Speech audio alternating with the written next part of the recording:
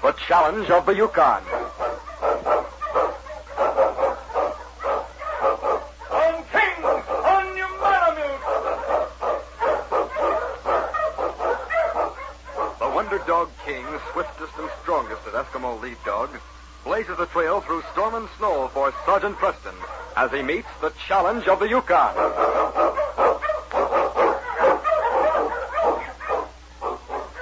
Sergeant Preston was typical of the small band of Northwest Mounted Police who preserved law and order in the new Northwest country, where the greed for wealth and power led to frequent violence and bloodshed.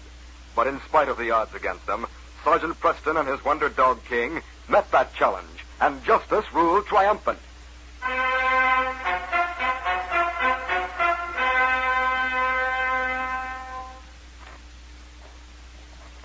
Whitey Malone's feet sank in the soft, yielding snow with every step he took. Wanted for murder and a score of other crimes, the fugitive had set a heartbreaking pace for himself through the famine-stricken wilderness.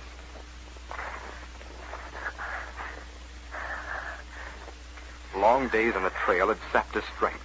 His shoulders ached with exhaustion, and an expression of weariness crossed his face as he raised his arm as if to brush the swirling snow from before his eyes. Gotta keep going. Fear drove Malone beyond the point where he thought his endurance would snap. For somewhere in the blinding swirl of white snow enveloping the forest, a Mountie trailed him. In spite of himself, Malone's steps began to lag. His stride became shorter. Sacrificing precious seconds, he stood still for a moment, tense, listening. He heard nothing. The snow fell silently, obscuring sound as well as vision. He's back there, somewhere. If I could just rest. If I could...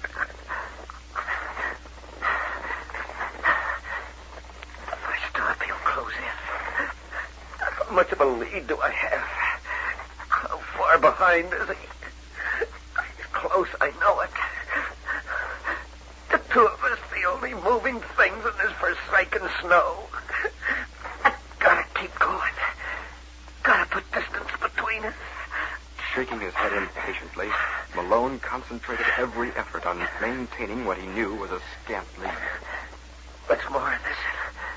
They'll be trailing a dead man. Can't keep on without any rest.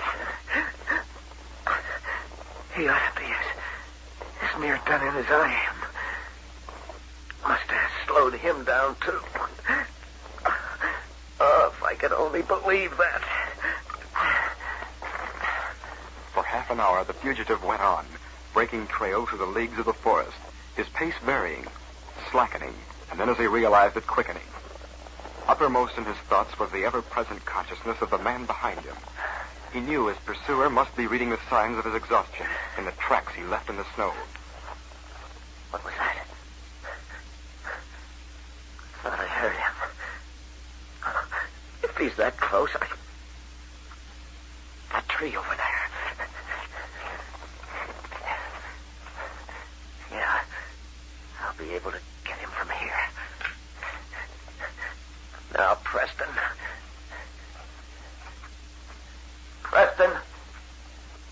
Preston, I'm waiting for you. Come on and get me.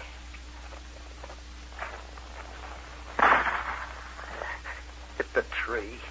Just my luck. Can't make him out through the snow.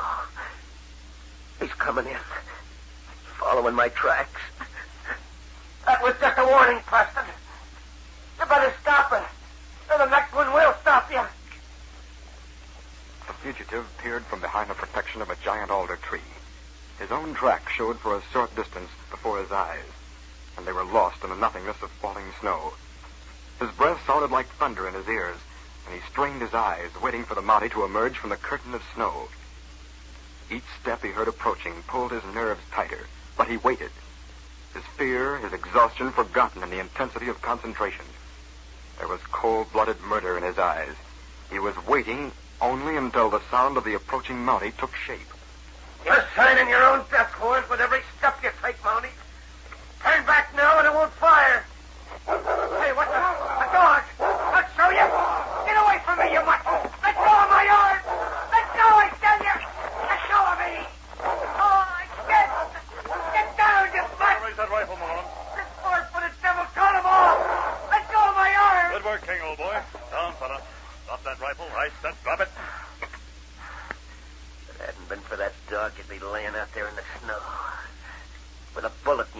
not putting any more bullets in anyone's heart, Malone. Much good it'll do you to take me in. You're going to pay for the crimes you've committed, and it won't be long till we catch up with the rest of your gang.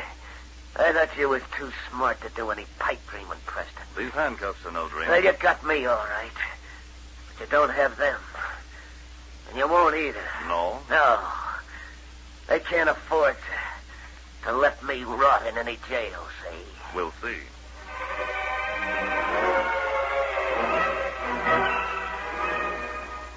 With his prisoners, Sergeant Preston retraced his steps through the wilderness, the great dog King running ahead, breaking the trail for the two men.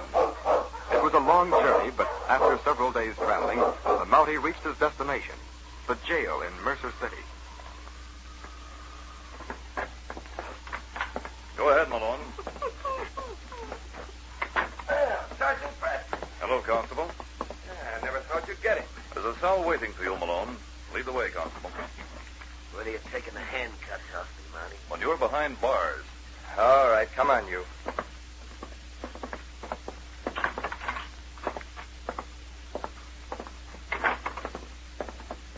Well, we'll put you right in here, Malone. Not that you'll be using it long. Yeah, that's just your opinion, Mr. Lawman. Here, Monty, take 'em off. Malone, you can help the law. Yeah, just save your breath. You might even be able to save your neck. A minor's jury might be inclined to be more lenient. I ain't worried about my neck. I'll let a few people outside do the worrying for me.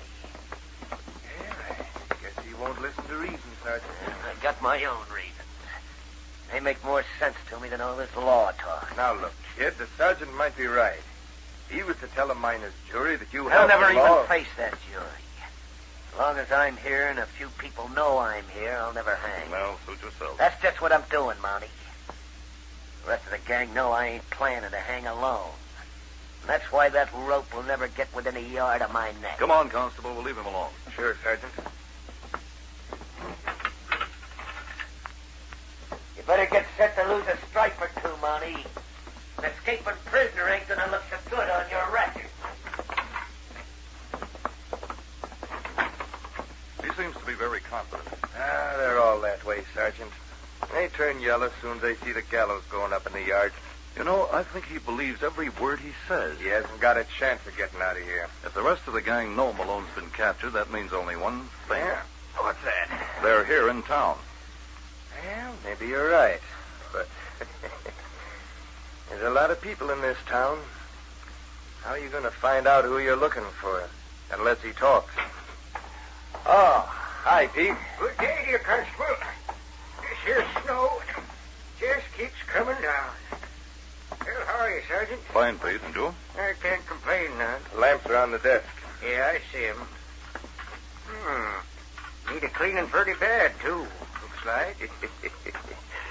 Yeah, if it wasn't for Pete, I guess we wouldn't have much light around here, Sergeant.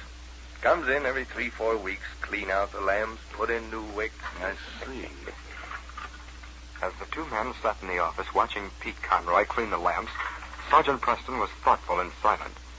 After the task was finished, Pete left, closing the door behind him. And the Mountie walked over to the table, picking up one of the lamps. What's eating you, Sergeant? You've been mighty quiet. Ain't you satisfied with the job Pete done on the lamps? They look all right to me. Oh, Pete did a good job. I was just thinking. What? Do you have any dynamite in the office, Constable? Dynamite?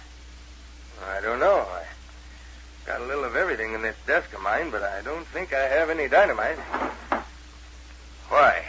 Now, if we were to put dynamite in one of these lamps instead of the oil, use the fuse in place of the wick, and then when the lamps are set out tonight, put that one in Malone's cell. Yeah, but why? When we'd attempt to light it in Malone's cell, if you were to tell him that you had a new man cleaning the lamps, Well, I don't see how dynamite... the dynamite won't explode. It needs a cat to set it off. Sure. When we discover the dynamite in the lamp, Malone will see us. Yeah? He'll think somebody's trying to kill him before he squeals. So that's it. Then he'd think it was only the would-be killer's ignorance of how dynamite works that saved his life. Exactly. He'll think his gang double-crossed him. He'll sure as shooting talk then. I don't have any dynamite here, but I can get some over at the general store. Good. And don't forget the fuse, Constable. We want this to look real. You bet we do, Sergeant.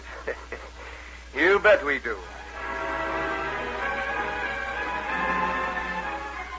It was late afternoon, shortly before the early Yukon darkness, and in the jail in Mercer City. I think I'll go out and take a look around town before it gets dark. Go right ahead, Sergeant. I'll stay here. You know, if I was you, I'd stop by the saloons. Liquor loosens a man's tongue. You might hear some talk about Malone. I think Malone will do his own talking. Come on, King, old boy. See you shortly, Constable. Right. Constable Blanchard walked to the window and watched the Mountie disappear from view.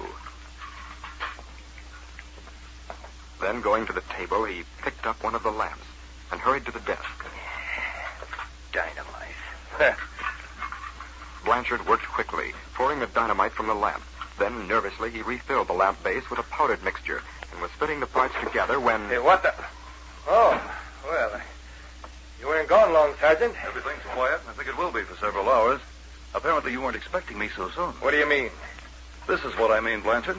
When I left, this lamp was fixed, and there was no need to meddle with it. I was just making sure that it was This fixed. isn't dynamite. Keep your hand away from that desk drawer. I was just going to close it. You were going to reach for that 44. Start walking to the cell block, Blanchard. King and I will be right behind you. Now, look here, Sergeant. You're making a mistake. We'll see what sort of mistake I'm making.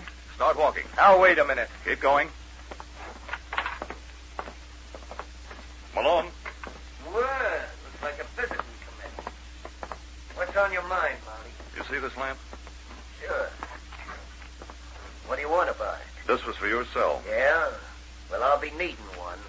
If a flame were put to this, you'd never need another lamp. The constable fixed this for you, Malone. Take a look at it. Hey, what is this? A game, Monty? Examine that lamp. Sergeant, I can explain. I don't get what you're drunk. Well, this ain't oil. No, it isn't oil. Do you know what it is? Boy, it looks like it. Yeah.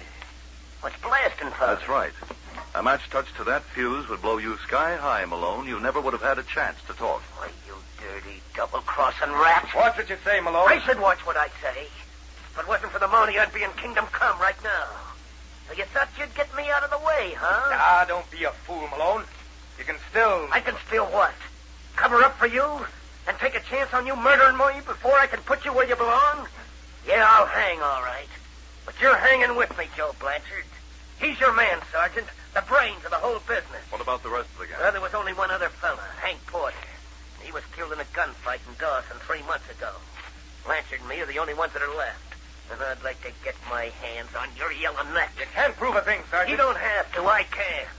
There's the stuff you got hidden under the floor of your cabin. All right, Blanchard. You can move into this cell right next to Malone. Yes, fella, the case is closed.